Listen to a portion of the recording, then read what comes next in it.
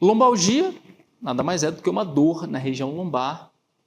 Essa queixa, esse sintoma tão prevalente ali no ambiente de pronto-socorro, pode estar associado a uma série de patologias, né, dentre as quais estão as patologias, as afecções, os acometimentos osteomusculares ou articulares, né, assim como, né, muito comum também, a cólica nefrética, né, a dor na região lombar ou no flanco a partir de uma ureterolitíase, né, ou o paciente com pielonefrite, né, ou o paciente com um acometimento da aorta torácica abdominal, uma dissecção de aorta torácica e abdominal, eu posso ter uma irradiação, uma dor localizada, né, em região lombar, dorsal, paciente com pancreatite, um paciente com herpes zoster, a gente vai, né, muito facilmente observar ali se fizer a inspeção, um paciente com cisto pilonidal e assim por diante, tá? Mas nessa aula aqui de lombalgia, né, a gente comentou sobre essas outras patologias ali ao longo do treinamento pé-zerado, então nessa aula aqui a gente vai se concentrar mais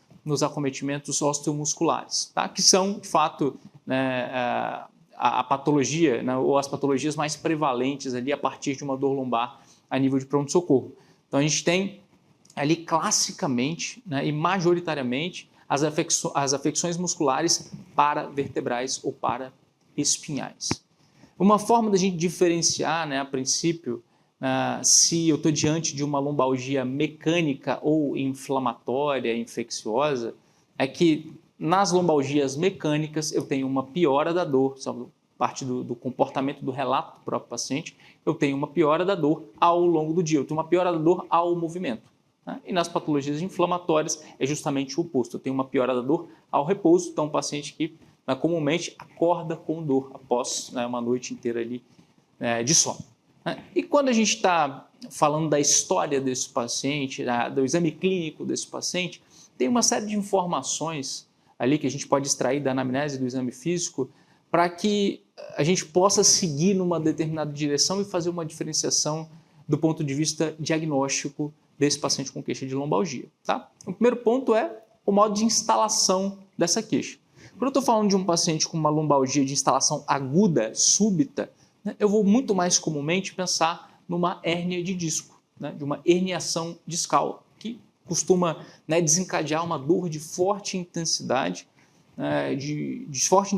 de instalação súbita e que comumente vai irradiar ali pela face posterior dos membros inferiores ou do membro inferior.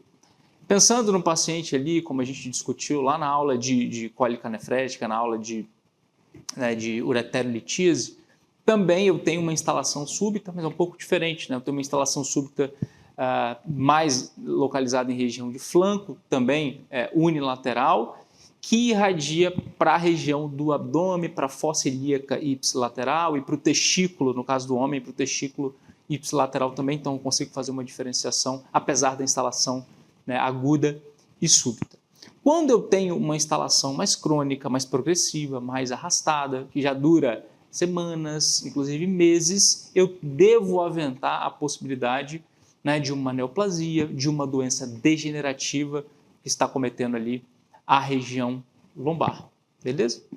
É claro que se um paciente da entrada ali, né, no pronto-socorro com uma dor na região lombar, eu não sei ainda, né, se essa dor terá um comportamento crônico ou não, pode ser simplesmente a primeira vez. Mas normalmente não é uma instalação súbita, né, normalmente é uma instalação lenta, progressiva e que normalmente não faz o paciente buscar o pronto-socorro, pronto atendimento no início dessa dor. O que acontece é que esse paciente aparece ali depois de 1, 2 meses, né, inclusive mais tempo, estou com uma dor na região, nas costas que vem piorando, ou que não melhora de jeito nenhum, e aí esse paciente, né, se apresenta para a gente ali no pronto-socorro, e a gente precisa pensar na possibilidade do câncer, da neoplasia e da doença degenerativa. Uma outra característica aqui que vai ajudar na diferenciação dos diagnósticos a partir de uma dor lombar é a localização dessa dor, né? Ou se ela é uma dor que é localizada, não irradiada, ou se é uma dor que se localiza na região lombar e irradia. Tá? Uma dor que fica simplesmente localizada ali na região paravertebral ou paraespinhal, né, tá bem associada ali à afecção mais comum, que é a afecção da musculatura paravertebral e paraespinhal. Quando a gente tem uma dor na região lombar que irradia, que migra para a face posterior, passa pelo glúteo, face posterior de coxa e vai até muitas vezes o pé do paciente.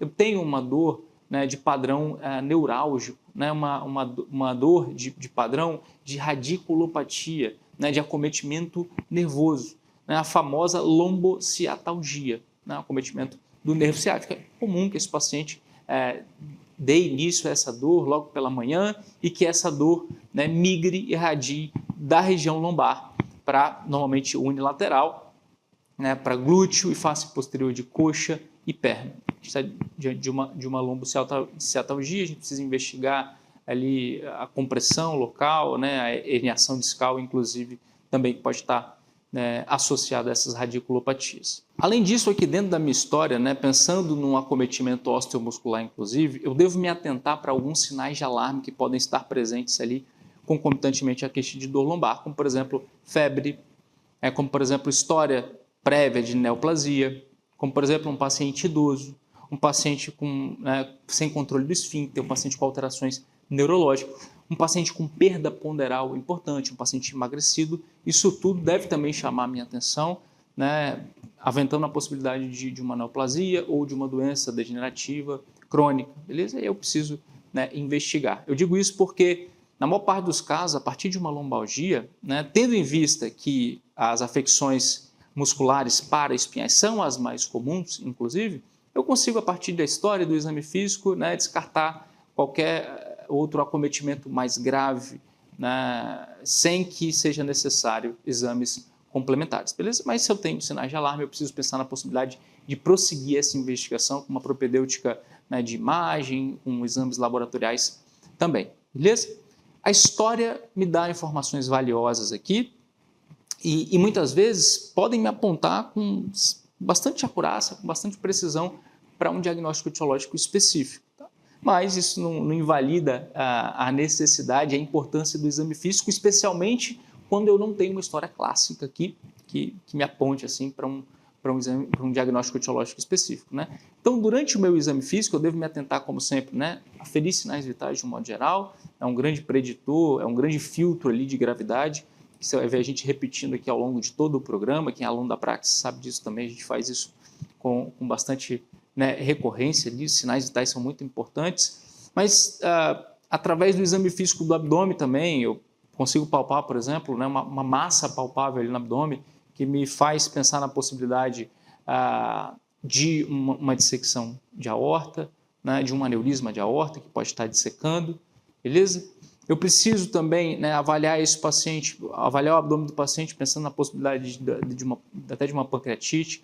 Fazendo a inspeção desse paciente, eu consigo identificar ali na região lombar a presença de herpes zoster. Eu só consigo dar o diagnóstico de herpes zoster se eu, né, fizer a inspeção, se eu avaliar as costas, a região lombar desse paciente, do próprio cisto pilonidal. É claro que é comum, né, o paciente relatar que tem uma lesão, mas eu não preciso esperar que o paciente me relate uma lesão, uma ferida, para que eu faça o exame daquela topografia onde o paciente tem dor, onde o paciente tem algum tipo de queixa. Além disso, tem dois sinais semiológicos aqui que a gente precisa conhecer, que eu quero abordar com vocês, para que a gente possa fazer uma diferenciação mais segura, né, especialmente dos diagnósticos ali osteomusculares, articulares, do acometimento da coluna vertebral, da coluna lombar, para diagnósticos ali de pielonefrite, para diagnósticos de acometimento renal, né, pielonefrite e ureterolitíase especialmente. Então, o primeiro desses sinais, bota na tela para mim, editor, o primeiro desses sinais é o sinal de Giordano, tá? A gente vai ver esse sinal novamente lá, quando a gente estiver falando de cólica nefrética mais para diante.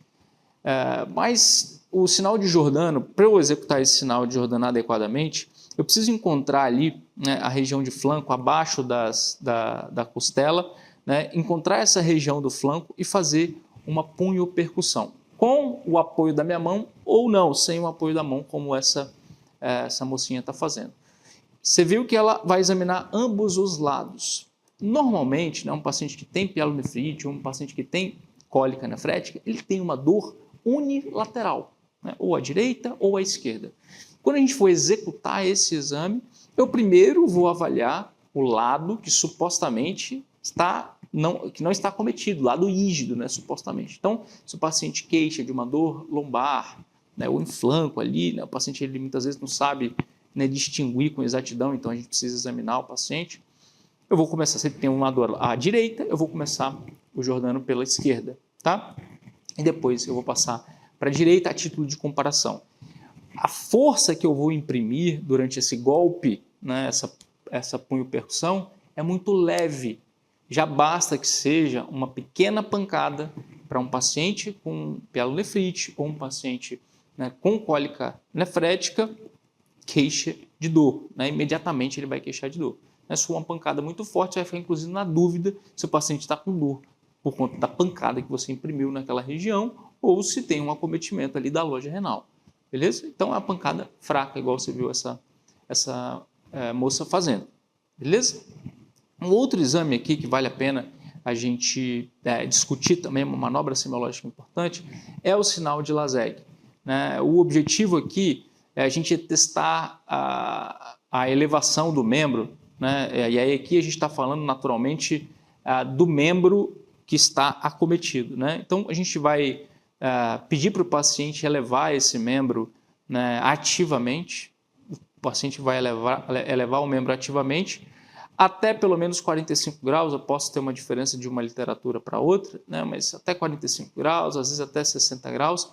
E quando o paciente sente uma dor, né, uma piora dessa dor na região lombar, a elevação do membro com o joelho, né, sem dobrar o joelho, né, com o joelho esticado, aí eu tenho um sinal de Laseg positivo, o que fala a favor de uma herniação discal. E aí, dentro do contexto aqui, né, de dor lombar, eu faço essa consideração. É mais uma informação que irá se somar ao meu exame clínico. Tá? Uma outra, né, que não é exatamente uma manobra semiológica, mas é uma investigação que eu vou fazer durante o meu exame físico, é a palpação da região paravertebral, a palpação da região paraespinhal desse paciente, tá? Com a palpação daquela localização, seguindo ali a lateralidade da coluna vertebral. Então, eu vou palpar de um lado e de outro.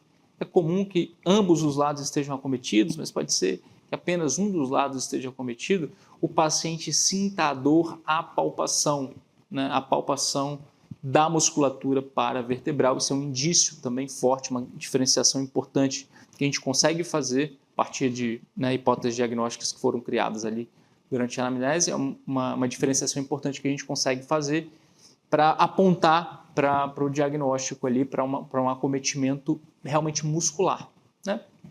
E é claro, dentro da história do paciente, né, informações como traumas, né, que desencadearam aquela dor, né, o tipo de trabalho do paciente é extremamente importante que a gente conheça, o tipo de trabalho do paciente, né, ou um paciente que passa, né, muito tempo numa mesma posição, ou um paciente que trabalha carregando peso, como um pedreiro, por exemplo, né, ou um estivador, né, isso tudo sobrecarrega a coluna vertebral. Um paciente que é sedentário, especialmente um paciente obeso, há também uma sobrecarga da coluna vertebral. É comum que você, né, encontre, a partir das atividades laborais desse paciente, uma justificativa para uma dor de acometimento muscular dessa região.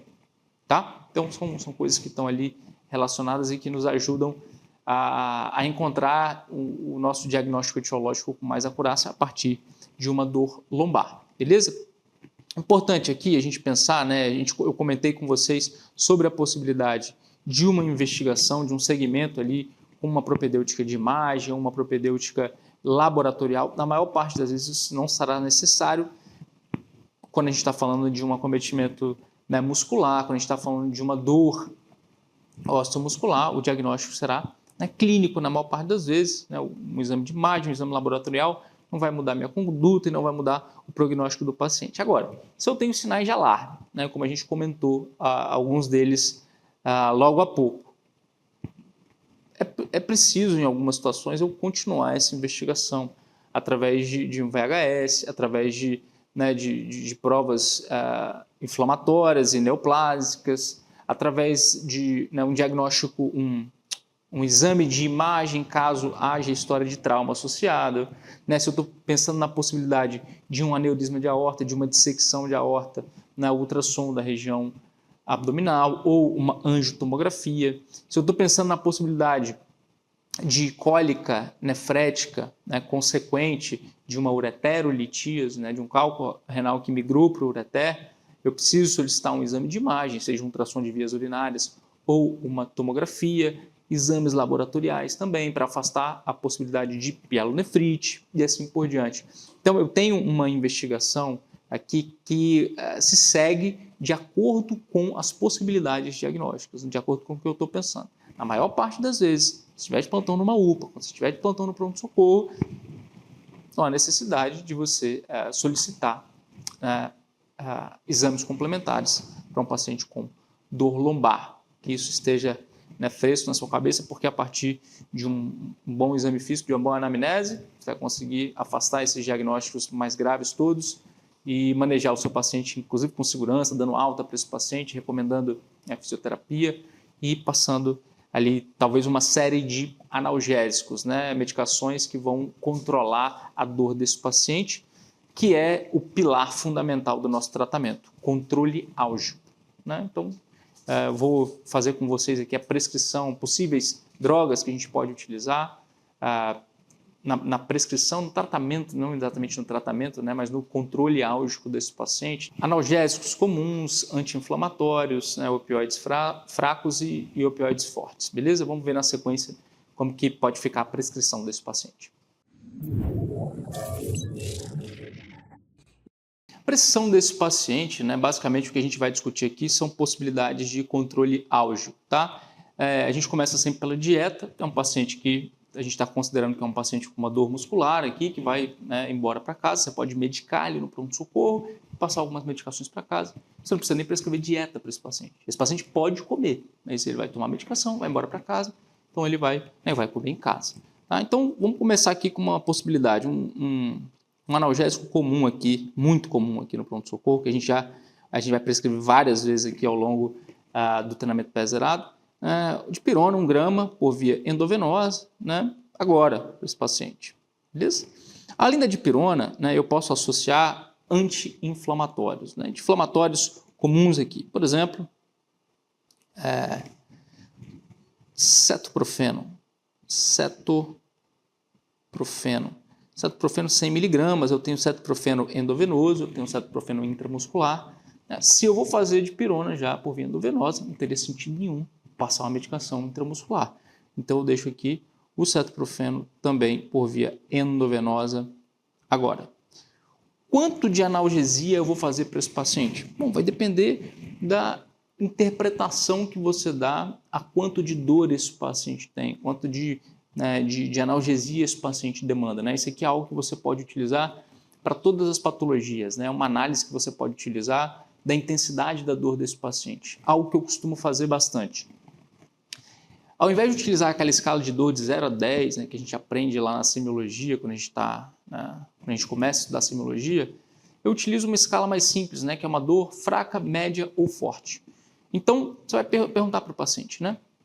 Como é que está a sua dor agora? Está fraca, está média ou está forte? Você, inclusive, vai interpretar a partir do modo, da postura desse paciente, né? Isso dá informações valiosas para a gente, um paciente que entra mancando, que não consegue sentar direito, né, que entra carregado, entra de cadeira de rodas, isso me mostra que realmente é uma dor de intensidade mais forte. O paciente está tranquilo, com uma mobilidade normal, tem um potencial de dor menor. E aí o paciente vai dizer, é uma dor fraca. Então você pode começar só com um anti-inflamatório, né, por via intramuscular, ou você pode começar com um analgésico comum e um anti-inflamatório. Já uma dor moderada, você já começa com uma dupla, né, de medicação. Ou se você nota que é uma moderada para grave, para intensa, você já pode, né, incluir ali, por exemplo, um tramadol, né, tramadol que é um opioide fraco, né? Você pode utilizar um tramadol aqui, né, de 100 miligramas por via endovenosa também agora. O tramadol, a gente, né, quando vai fazer por via endovenosa, a gente vai diluir aqui num soro, né, de 100 ml, de soro fisiológico 0,9%, beleza? E eu costumo fazer sempre, né, sempre que eu faço tramadol, eu costumo associar algum antiemético, né, um procinético aqui, como a bromoprida, beleza? Bromoprida 10 mg por via endovenosa agora também. Por quê? Porque um efeito adverso muito conhecido do tramadol é a náusea, tá? Então você já pode prescrever direto ou você pede para correr bem lento, tá? E se for necessário, você faz o antiemético. Eu costumo fazer já os dois concomitantemente. Só um detalhe interessante aqui, o tramadol, se você pensar em fazer algum outro antiemético, como por exemplo a ondansetrona, saiba que eles competem e você diminui o potencial analgésico do tramadol quando você administra ondansetrona ao mesmo tempo, beleza? Então, se for fazer tramadol, não administre ondansetrona concomitantemente, beleza? Bom, mas o paciente está com uma dor de intensidade muito forte, né? O paciente, ou eu fiz as medicações, o paciente continua com dor, você pode lançar a mão também, né, da morfina, tá? Morfina é um opioide ali mais potente do que o tramadol, então você pode utilizar aqui, por exemplo, né, tem a morfina de 2 mg, então você pode utilizar 2 morfinas de 2 mg, dá 4 mg aqui para um paciente adulto, está bem adequado, tá? Você vai fazer por via endovenosa agora também. Isso pode ser junto, tá? Ou pode ser uma medicação de resgate, né? Se o paciente, você nota que o paciente não melhorou com dipirona, cetoprofeno, tramadol, você pode utilizar a morfina ali de resgate para esse paciente, beleza? O que mais que a gente pode utilizar aqui, né? Outras opções aqui que você pode utilizar que são muito comuns ali em UPAs, em pronto atendimentos, né? O Voltaren, já ouviu falar do Voltaren? Voltaren é um anti-inflamatório muito comum, né? O famoso diclofenaco. Voltaren é um nome comercial muito comum do diclofenaco, que vem na apresentação de 75 mg. Né? Eu posso fazer ali, né, uma vez para aquele paciente, né, por via intramuscular. Eu vou fazer agora para esse paciente. Tá? É uma opção ali, se você vai medicar o seu paciente também por via intramuscular, você faz, né, só o Voltaren por via intramuscular. O cetoprofeno eu também posso fazer por via intramuscular. É uma outra possibilidade aqui, né, ao Voltaren e ao cetoprofeno, é o Tilatil. Né? Tilatil é o famoso Tenoxicam. O Tilatil ele vem na apresentação de 40 mg. Também pode ser por via endovenosa e por via intramuscular. Igor, por que eu faria uma medicação por via intramuscular e não venosa? Por que eu, né, optaria por essa possibilidade ali, sendo que eu posso fazer por via endovenosa? Não é muita maldade com o paciente? Bom, existem algumas razões para você fazer isso, né?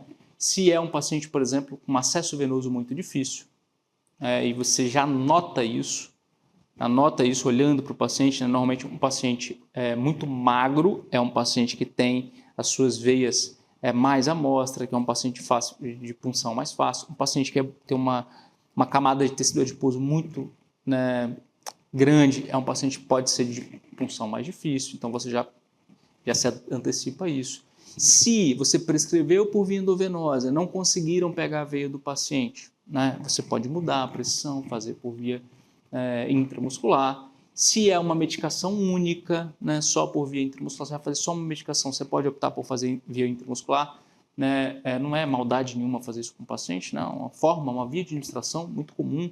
Né, se você está num serviço onde a dinâmica tem uma demanda muito grande, muitos pacientes, né, se for fazer uma medicação única, você pode optar por via intramuscular.